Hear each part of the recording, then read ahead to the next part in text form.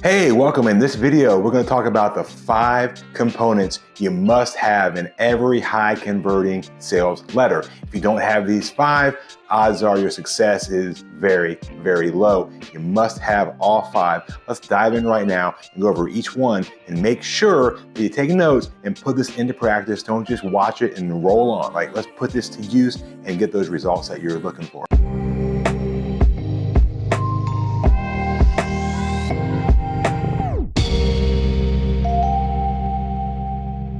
Number 1, the number 1 thing you must have in every good high converting sales page, you have to have a unique hook, a big idea, something that makes you stand out from the crowd. See, so many people, when they come to me and they ask for help and they say, hey, can you review my copy? What they want me to do, they want me to review the words, right? They want to say, did I say this right? Did I spell this right? Is the grammar good? They want to know the word side. They want to know if they wrote the right thing, because that's what we call it. We call that copywriting. But the reality is, and I got this word and this term from David Deutsch, who's a great copywriter, and he talks about this idea called copy thinking. And that's so much more important than copywriting. You see, you've got to get the idea right. You've got to get your thinking right. You've got to be dialed in and make sure you're talking to the right person in the right way. That's so much more important than the words on the page. And if you don't get this part right, the rest of it won't matter. You've got to get the way you think down pat, and you have to get the big idea right. So what is a big idea? Basically, a big idea is a unique way of looking at your product or your service. It could be a metaphor that compares your product is like this. Your product is compared to something else. It's all about coming up with a different way of probably saying the same thing. What ties into the big idea is this concept known as a unique mechanism. And the mechanism is basically how your product works. What's the either physical or mental way in which your product or service or system is going to produce the results for people. So back in the day, you may have just said this pill burns fat, and everyone's like, cool, a pill that burns fat. But now you would have to say this pill has this ingredient in it, and that is what burns fat. It becomes more detailed. So you want to make sure that you have a big idea, you have that unique hook, something that kind of pulls people in and gets them to pay attention. And that brings us to number 2, the thing you have to have, most important thing of all probably of the actual writing side, is the headline. And that's number 2. You've got to have an incredible headline. Now, I've done a previous video that goes over the 4 types of headlines that I always use. So I'll link to that somewhere around here. You can go to that and watch those. But just a big key there is you want to make sure that your headline is providing value in a way to the prospect. So when they read it, they should be feeling something. They should be feeling emotion. They should be feeling interest. They should be feeling that there's a reward there. So some kind of a promise of what they're going to get when they read the full sales page. David Ogilvy talks about this idea that 80% of every dollar of your ad cost goes towards the headline, because 80% of the people read that and that's all they'll read. So you've got to make sure that the headline is so good that if they read it, they want to read more. Because what's the goal, right? The goal is to get them to read more of the sales page, because the more they read, the more they'll increase their desire, the more they'll increase their interest, and the more they'll actually sell themselves. But it all starts with getting that headline just right. All right, the third thing that you need in every great sales page is you need what's called a great lead. Okay, there's an awesome book called Great Leads. It's by Michael Masterson. I'll put the link in my description. It is an affiliate link. If you buy it, I might make a few cents, but it's a great book. It's an incredible book, and it goes over the 6 different types of leads. Now, I've done a previous video on this topic, so I'll put a link in the descriptions for that, but you want to make sure that you have a great lead. What is it? Just real quick, kind of a 30-second review.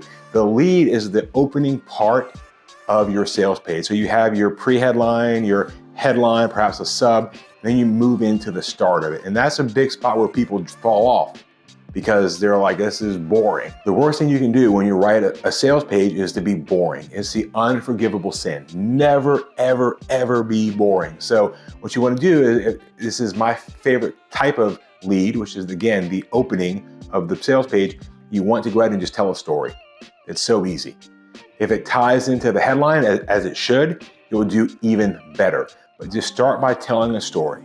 And then by telling that story, people will want to read it and they'll keep on reading more and more and more. And like we said, the more they read, the more they'll buy. Think about it like that. The more you get them to read of your sales page or watch, if it's video, the more likely they are to buy from you. Number four, what you want is and you really need a great sales argument. Now, this is rarely talked about because it's not like sexy and it's not all the hype stuff, which is what people tend to speak about. You need a great sales argument. And a sales argument is the logical side of your sales piece. So we all know this. Humans have two sides. We have logic and we have emotion. And we always tend to focus on emotion, especially when we're going to write copy. It's all about imagine how this would be if you could achieve this thing, or doesn't it just feel so painful when you go through this, and this happened to you and this happened, it's no fair, and we're doing all these things that rile up feelings. But the reality is people will buy based on feelings, but they like to justify it with logic. So that way they feel like, hey, you know what, I bought it, yeah, because I was feeling this way, but it's a really good product, and here's why. So what you want to do is you want to think like an attorney who's presenting their case before a judge or a jury, and your idea is you're gonna stitch together one by one a very solid sales argument, and you're gonna ask yourself things like, so what's the first thing I need them to believe in order to get them down this logical path of belief? So the first thing they have to believe is A. And if A is true, that means that B is true. And if B is true, that means C is true. And C is true, D, right? We go all the way down. And depending upon how complex the product is, depends how many steps you need. But just to give a quick example, if we talk about the treatment of blood sugar, and I kind of know that my product is a supplement called berberine, all right? And I know that naturally helps to lower blood sugar, and I've seen studies that show that. So, and again, this is not science. I'm not making any promises or claims here. I'm just going off of, this is just purely an example. Do your own research, consult a doctor, all that stuff. But what you do here is you now work backwards. So we know what we want. We want them to believe, and we want the proof to show that berberine helps to lower blood sugar. So how do we get there? Well, we start at the very, very start, and we say, if you have high blood sugar, that's because there's too much sugar in your blood. Common sense, right? And because of that, you may get told to take a treatment. That treatment is usually metformin. And metformin works because XYZ. Explain why it works. This whole time, you haven't said anything crazy, so they're going, yeah, that's true. Yeah, that's right. I'm actually on that. And then you keep going down that line, and then we would talk about, well, why does metformin work? And we went through that, and then we say, well, what's the ingredients in metformin that make it work? And then we talk about, perhaps, and I think this is true, that the metformin was designed or created copying a plant, which is much like the berberine plant. So then you can say, the reality is they copied a plant, something that is natural, and they made it into this chemical-based thing. You can play into that whole thing, but the idea is now we've painted a picture that maybe this is an option that they can use to help them treat their blood sugar issues. Again, not saying that that's right or wrong, just giving that as an example of the way that you could build out the logic. The truth is, for compliance and your own ethics, you want to make sure that everything you say is true and backed by studies. That's the important part. All right. So that is the sales argument. That's how it works. And it comes usually after the lead, because you want to get into getting them to kind of go where they're at to where you want them to be as far as what they believe. So this is where you can bring up any of the sort of things that you know they're going to object to, make them part of the sales argument, beat them to the punch. Call out yourself and say, you may be thinking this, well, here's why. Explain it. Explain it using logic. It's a key. You have to have this, a very, very important part. And number 5, the last one, this one is super important too. You got to get it right. You've got to have an incredible close. All right. The closing is just the ending. And what do you do there? Under the close, you want to reiterate, what do they actually get? Like, what do you get? you get A and you get B and C and D, plus bonus if you act now, or right, all that stuff. But wait, there's more. You get bonus 1, bonus 2, bonus 3, things that you want to stack value. Just make sure that you're using real tactics, not the false scarcity stuff that we all hate, all right? It's got to be real. So then you go in and you reiterate the price, you reiterate what they get, and then you want to do things to secure that sale. How do you secure the sale? You offer them a guarantee. Make sure there's a guarantee. And it should be at least a 30-day money back, no questions asked guarantee. Bonus tip, give your guarantee a unique name and it'll stand out even more. So don't just say 30-day money back guarantee. Try to tie the name of the guarantee into your brand. That works extremely, extremely well. You also can have, this is important, make sure of this one, that you have a very clear, very direct call to action. You have to make sure there's a direct call to action. That just means that it's going to end by you telling them what to do. To get started, click the button below. To get started, call this phone number.